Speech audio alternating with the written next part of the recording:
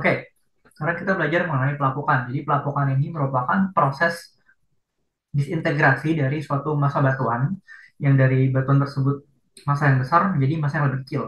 Nah, pelapukan ini disebabkan oleh tenaga eksogen. Nah, eksogen itu bisa jadi karena angin maupun es maupun air gitu ya. Pokoknya di luar kerak bumi gitu.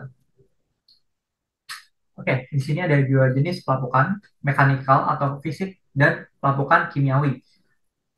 Nah, untuk pelapukan kimiawi itu sangat-sangat umum, lebih mudah terinfluence di daerah yang temperaturnya tinggi dan presipitasinya juga tinggi. Lalu untuk pelapukan mekanis, dia bisa ditemukan di daerah yang temperaturnya rendah dan presipitasinya cukup rendah. Seperti itu. Oke, di sini ada jenis-jenis pelapukan fisik. Pertama, ini ada um, hydraulic action. Nah, jadi hydraulic action adalah ketika air laut gitu ya, itu menghantam suatu batuan gitu. Nah, di sini salah satunya karena peran garam. Nah, jadi garam yang ada di laut itu masuk ke dalam pori-pori batuan. Nah, kemudian garam tersebut mengkristal dan menimbulkan pressure atau tekanan dalam batuan sehingga batuan tersebut retak. Lalu ada yang namanya kristal. Nah, untuk proses freestyle, jadi air itu menyusup ke dalam pori batuan, kemudian air tersebut membeku sehingga menimbulkan tekanan dalam batuan sehingga batuan tersebut retak. Lalu ada expansion and compression, ya, yang menimbulkan exfoliation. Jadi karena batu itu kan konduktor yang buruk gitu ya. Jadi ketika panas, bagian luarnya itu suhunya panas, ya.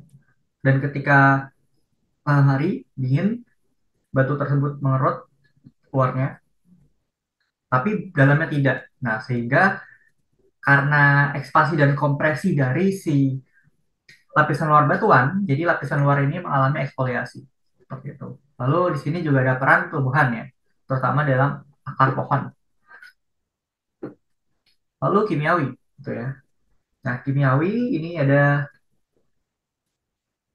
reaction with water, hydrolysis, ketika em, bagian dari suatu batuan, misalnya feldspar, itu tersolusi atau terlarut oleh air sehingga em, menjadi larut gitu, menjadi lapuk batuannya. Nah, ini contohnya hydraulic solution ketika feldspar bertemu dengan air, dia akan berubah menjadi kaolin clay atau KiSO4 seperti itu. Lalu oksigen atau oksidasi atau nama lainnya pekaratan. Jadi ketika ada kandungan besi dalam batuan tersebut, nah bertemu dengan oksigen, nah dia akan berkarat batuannya. Lalu asid, ya, asam, ya di sini contohnya carbonation solution ketika suatu batu, baik itu batu karang maupun batu kapur, dia bertemu dengan suatu air yang mengandung sedikit asam, maka batu tersebut akan mengalami eh, pelarutan dan lapuk.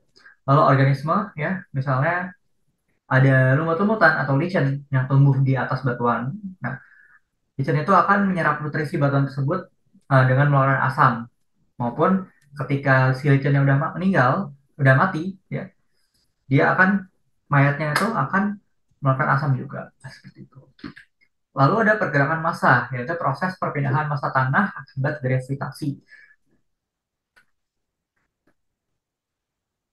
Ya, massa tanah di sini massa tanah yang secara luas gitu ya, bukan seperti erosi kecil.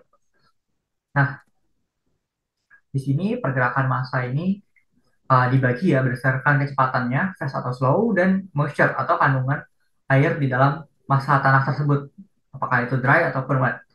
Lalu di sini ada contohnya soil creep, ya, itu merupakan gerakan yang paling lambat dengan moisture itu yang paling dikit gitu ya. Biasanya ditandai dengan adanya pohon yang miring ataupun fence atau pagar yang miring seperti itu. Terus solidification logs itu merupakan mirip-mirip sama soil creep, cuman ada kandungan airnya, maka itu jadi kayak ada sedikit bentuk-bentuk ombak seperti di sini ya. Karena ini ada kandungan air. Lalu rockfall ini gerakan yang paling cepat ya karena batuannya jatuh gitu ya karena lerengnya tidak stabil. Lalu ada rotational slides atau slumps ya. Jadi ketika tanahnya ambles ya, tanahnya ambles dan membentuk gerakan rotasi. Jadi eh, plane dari si gerakannya itu bentuknya seperti ini, seperti perosotan eh, ya seperti ini. Lalu kalau planar slides atau translational slides, block slide, dia itu bentuk eh, si plane-nya itu seperti ini, dia lurus ya tidak melengkung. Lalu untuk outflow itu ketika dari slide-slide tadi itu ada uh, moisture-nya, jadi terbentuk suatu aliran. Nah, aliran di sini aliran dari massa tanah. Lalu kalau mud flow ketika kandungan air sudah sangat banyak, ya, maka yang dibawa adalah lumpur-lumpur. Ya, contohnya itu lahar. Lalu debris ketika lumpur-lumpur tersebut membawa batuan-batuan yang ada di sekitarnya atau ya.